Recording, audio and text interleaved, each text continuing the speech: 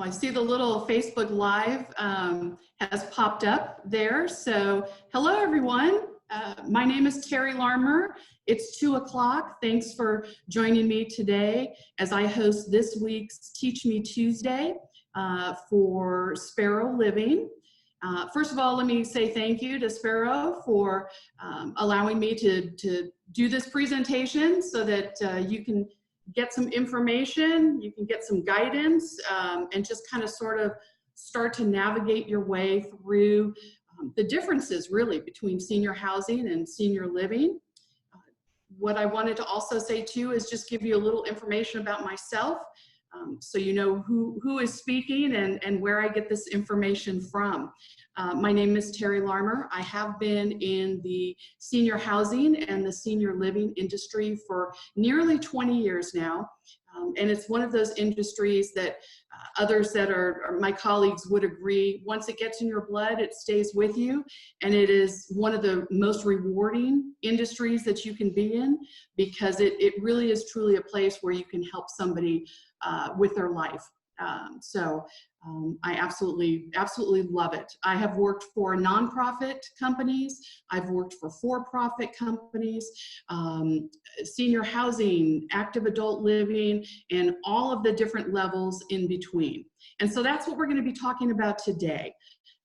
The big key for senior housing and for senior living, in my opinion, really is education. And for the most part, most people don't even know where to begin, where to start.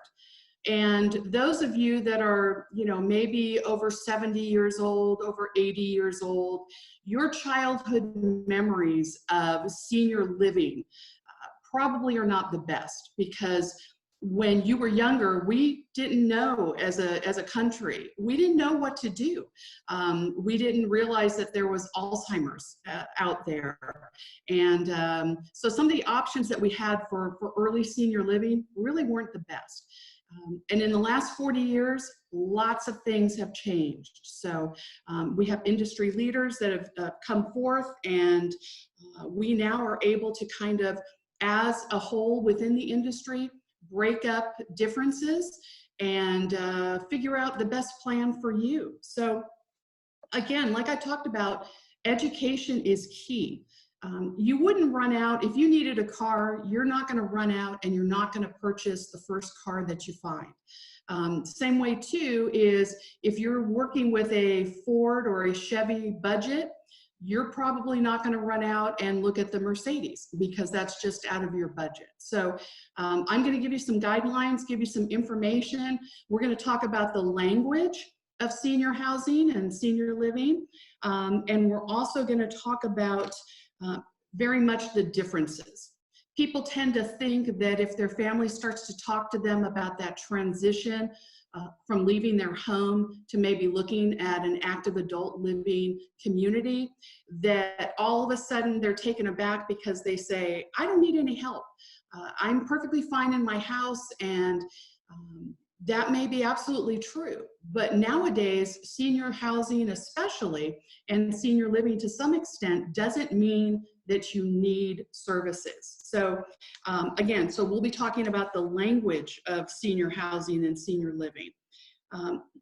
People will sometimes, they'll lump everything together.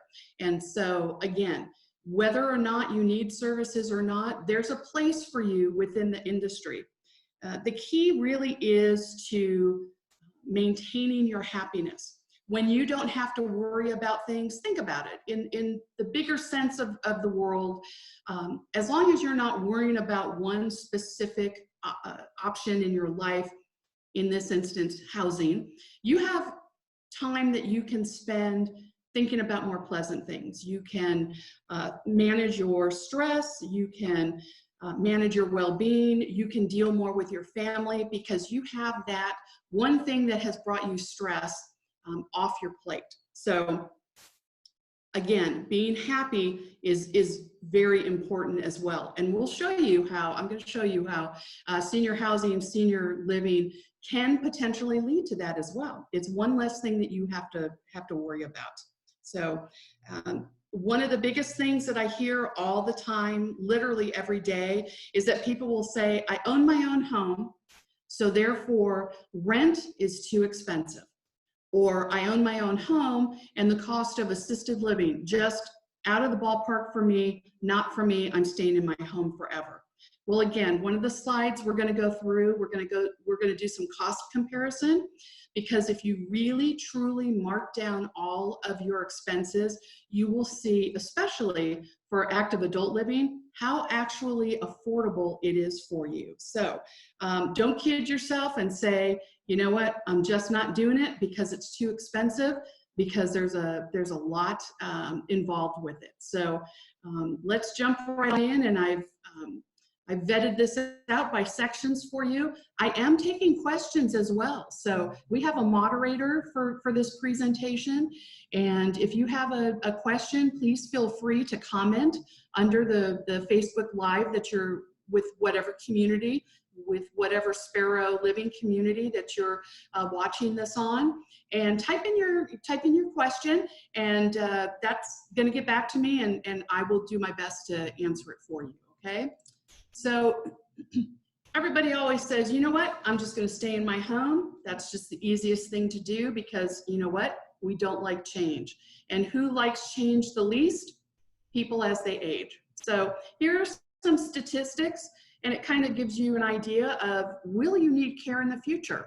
So currently there's 1.5 million people that are living in skilled nursing communities, which makes up approximately 4.5% of our population. There's another 1 million people that are living in assisted living, which is about 2% of our population. And then AARP estimates, based on their latest study, that nearly 7 out of 10 people over the age of 65 years will need some form of assistance in their lifetime. So think about that for a minute. You're claiming that, you know, nope, that's it, not going to be me, I'm going to beat the odds, but 7 out of 10 will need some form of assistance. Now, does that assistance necessarily have to be some sort of nursing care? Absolutely not. But any form of assistance within senior living would be even those small things like transportation. Maybe at some point in your life you decide that it's just not either worth it or not safe for you to drive. Well, you're going to need transportation. That's considered assistance. If you decide to have a housekeeper, because you know what, you've just come to the point where you're not cleaning your home anymore, and it would be nice to have to pay somebody to be able to do that for you, that's considered assistance as well. So AARP piles all of that together. So again, 7 out of 10 of us are going to need some sort of assistance. You know, the boomers are coming. So although we may have a different picture of what that assistance looks like, we will probably need something as indicated by this.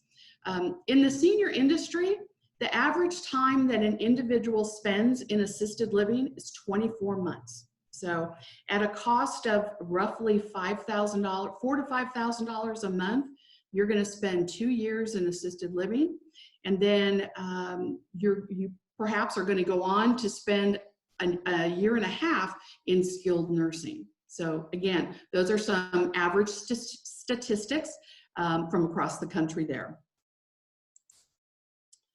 So now we're going to break it down, and as I promised you, we're going to talk about the major differences between things like senior housing and senior living. And the major difference between the two, it's not rocket science, it really is services. So within the senior housing industry, there are no services that are provided. For instance, Sparrow Living has an active adult living division, and that's exactly what the name, chalks it up to be, which is active adult living.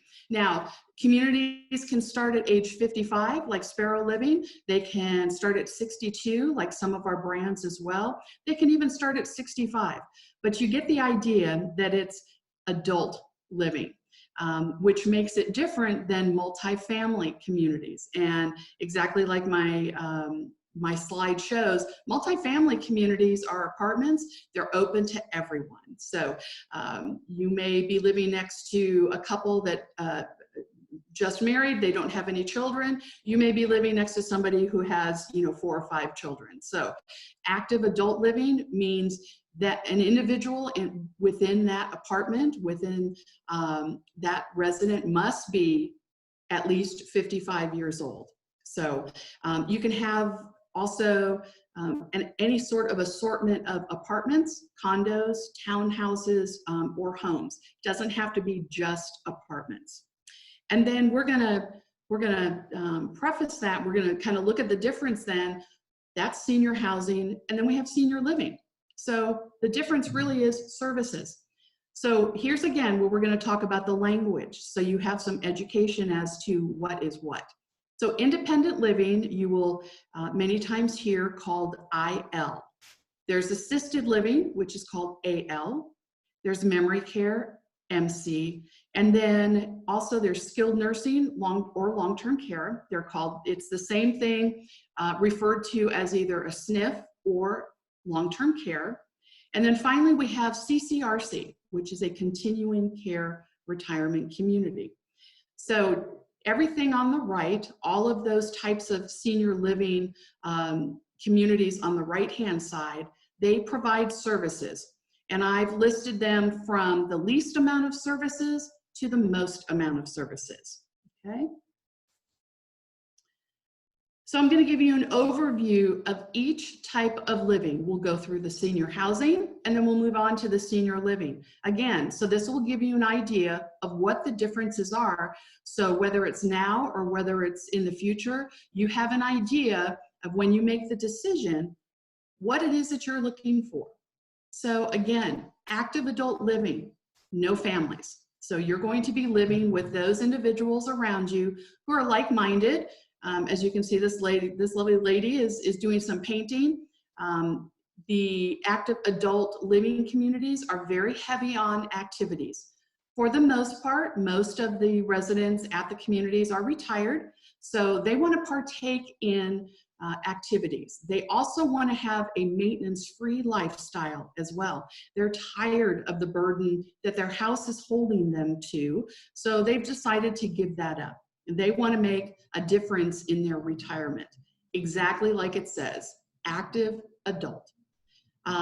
Again, they have active social calendars and all sorts of activities. When we start talking about costs, this is also the least expensive option. Why? Well, it's what we talked about before. There are no services that are involved. What you have to understand is when you start adding services, that starts talking about labor. When you start adding services such as nursing oversight and dining and transportation, what do those things all have in common? The fact is people, right? It's the labor. It requires somebody to perform those services. So again, active adult living is your least expensive option. The beauty with active adult living is the fact that, for instance, it allows you to age in place.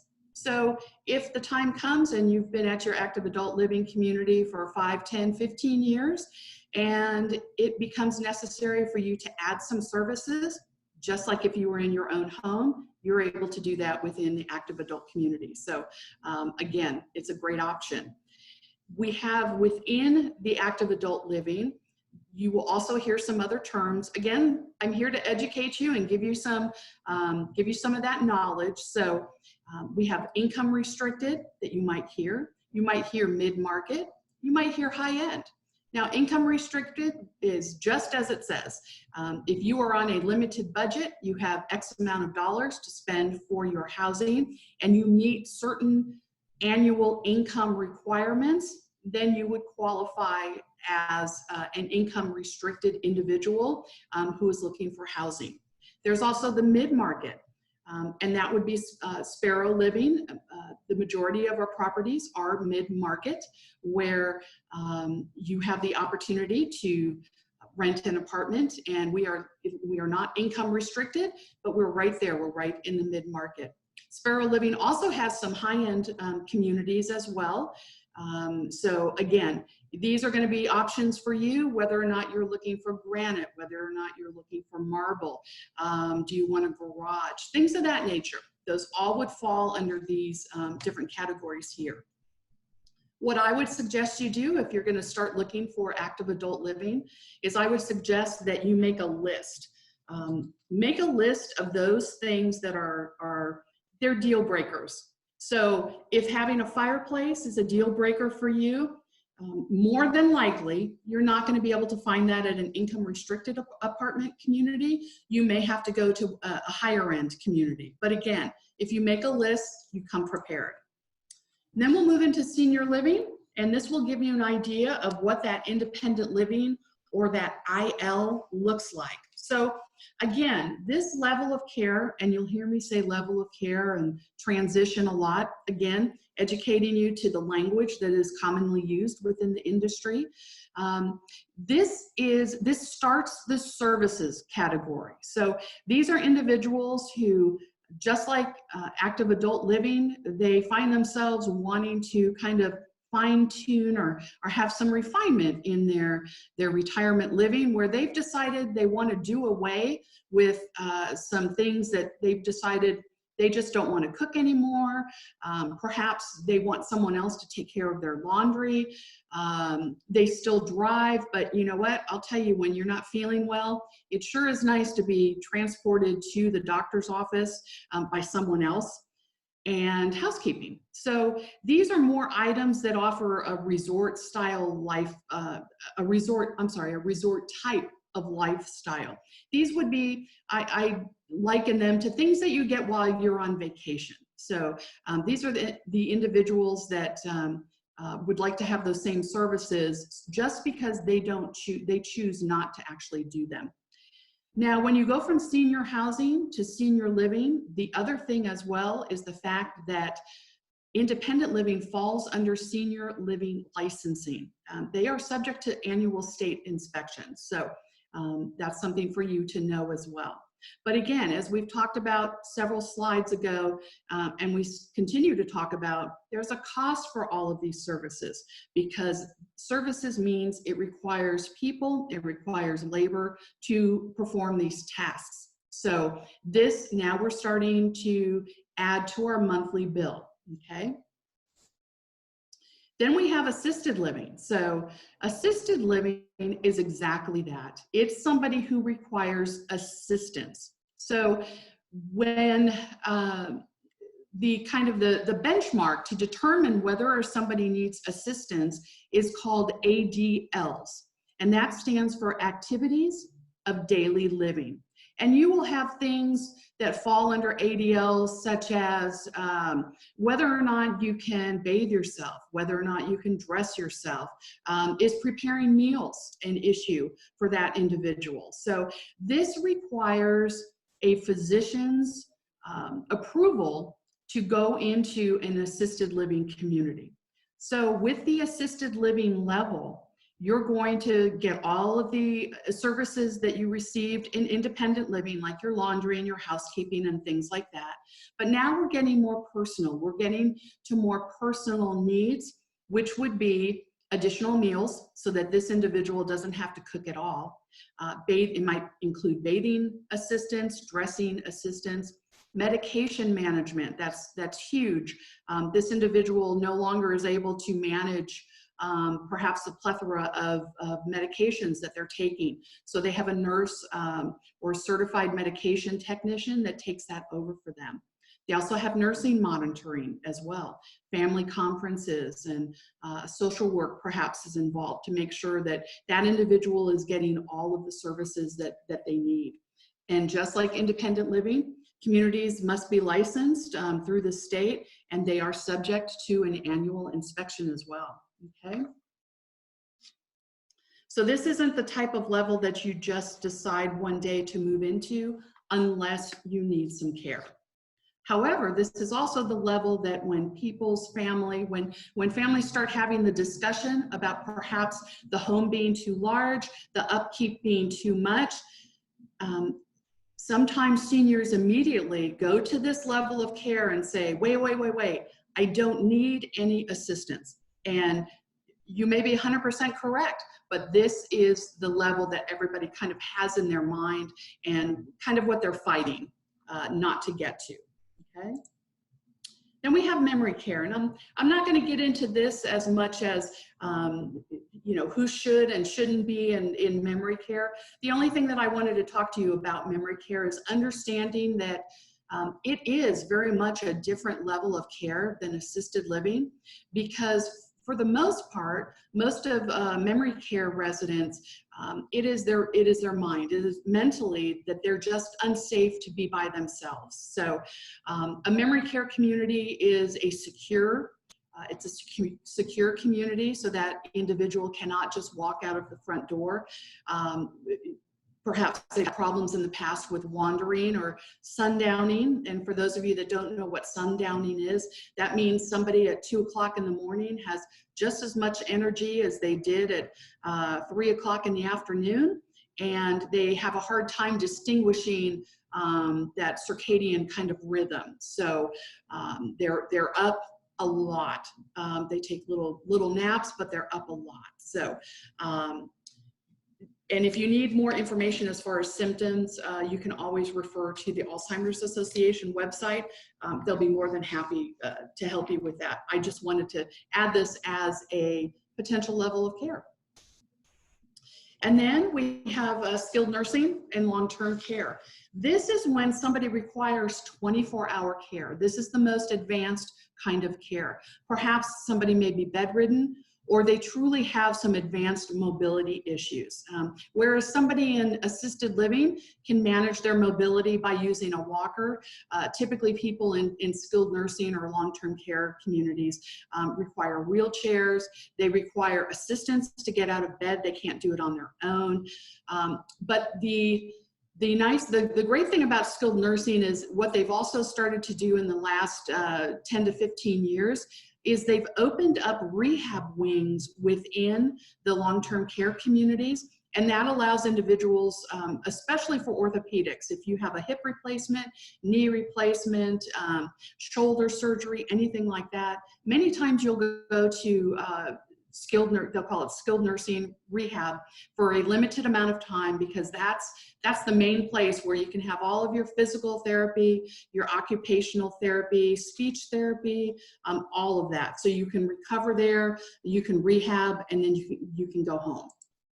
And then finally, again, talking through the different levels of care, you may find this term here, a CCRC, and everybody wants to know, what does CCRC stand for? That stands for Continuing Care, I left out the retirement, Continuing Care Retirement Community. It's a community that has all levels of care. This picture here, it shows a sprawling, they have a campus-like environment there, but they will have independent living, they'll have assisted, many times memory care, and then they'll also have skilled. So it can be nonprofit, it can be for-profit. They have what is, as their requirement, is an entrance fee. Some of the entrance fees start, as I say, as little as $200,000, and some of them run to well over $1 million. And so on first look, people take a look at this and they say, oh my goodness, why would I turn $1 million over to a CCRC? But what the difference is with a CCRC is you get to go through the different levels of care. And if you should run out of funds, if you should run out of money, you get to continue to live there. So they all, each of the communities have, you know, a little bit different regulations, a little bit different rules, but that's the basic gist of the CCRC, Continuing Care Retirement Community.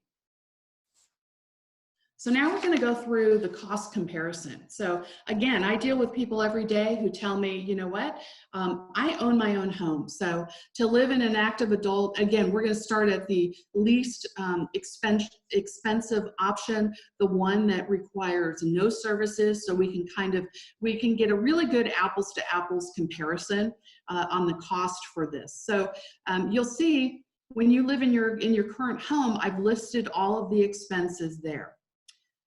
People will tell me, I have a zero mortgage.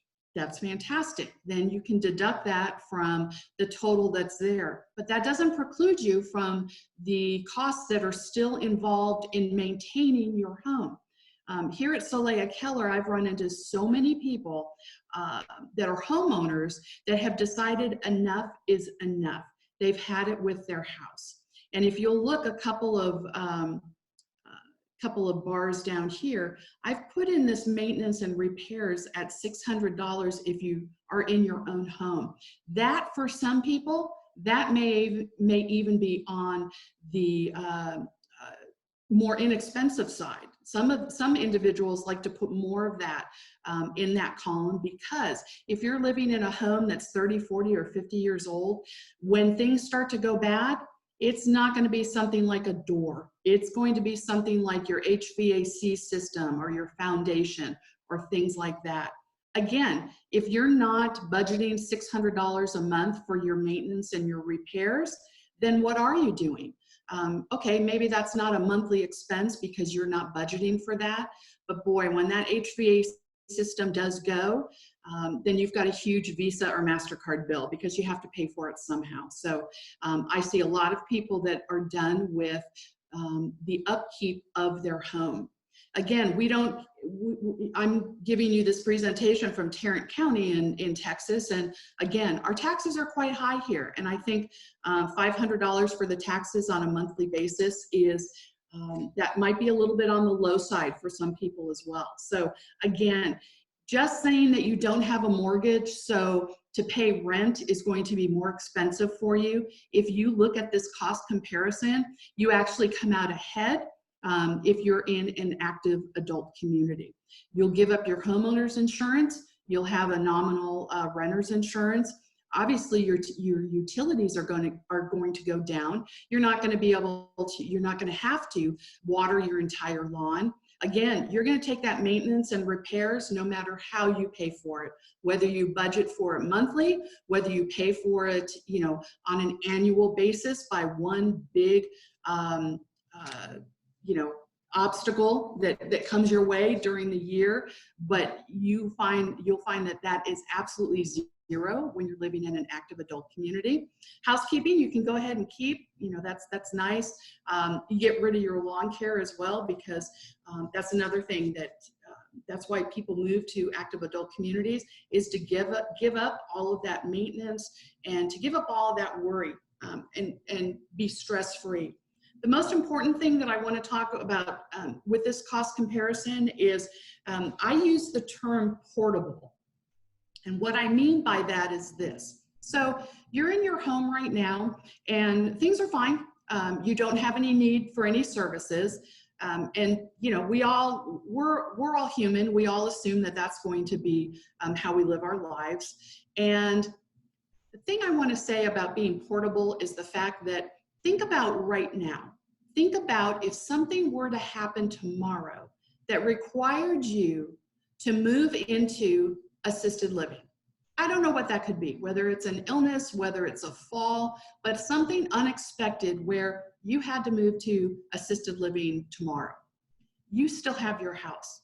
So what you're doing is you're leaving all of the work surrounding selling your home and emptying it out. You're leaving that to your children to have to do, because remember, you've just had something happen where you're going to assisted living. So you're really not going to be of much help. You're really going to have to rely on other people to get that done for you. And like I said, I've been doing this for 20 years, and I can tell you time after time after time again, people don't think that that's going to happen to them, but it actually does. So the term portable, I like to use that because the market is fantastic right now in Texas. And for those of you that would like to sell your home and make that money work for you, now you've become portable. And we do have residents here at Solea Keller that have actually taken that advice, and they've actually come to me and said, this is the decision that they've made. So what happens is the fact that they now, because they're able to sell their home. They're able to put that money into an account. They're able to invest it however they want. And they know that should something extraordinary happen to them tomorrow, they're not leaving the burden to their family to have to sell that home, to have to empty it out, because you know what? They've already done that, and now they're portable. They can take that money and they can spend it on assisted living if that's what happens tomorrow. And I'm going to show you how expensive assisted living actually can be. Now, this is just for Texas.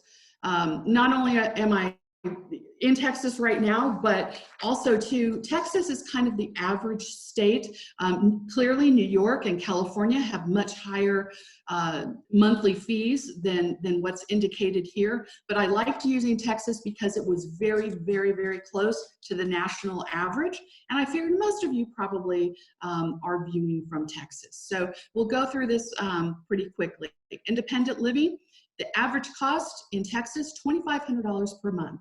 Again, that's for having the niceties of those services provided for you, so you don't even have to care for them. Assisted living, the average cost is nearly $4,000 per month. And remember, I said in the first or second slide that once you start needing care, the senior industry average is 24 months in assisted living. So that's nearly $48,000 per year that you would be spending with assisted living.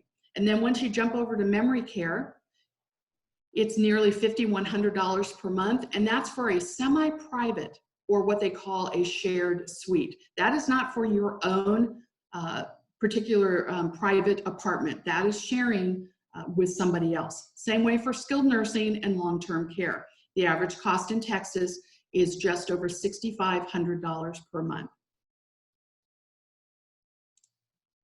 So the other thing that I get as I've been in this industry is people always say, well, I don't have to worry about long-term care because Medicare pays for it. And my head is covering up the Medicare does not pay for long-term care. Now, Medicare does have something that's called 120 days. And what that means is, yes, you can stay in long-term care for up to 120 days. You still have co-pays. You still have an expense to it, but it is not the $6,500 per month. However, again, it's medical necessity. And then what happens if you reach your 120 days and you still are either bedridden or you need advanced care, and they've said there's not going to be a change in your condition, then you must start paying for it yourself.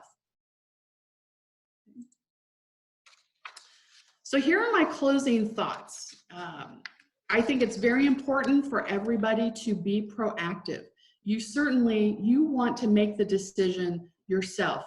Only you know when the timing is correct, and that's really the ability to be able to. It's really a crapshoot. You have to know when it is right for you. Be realistic.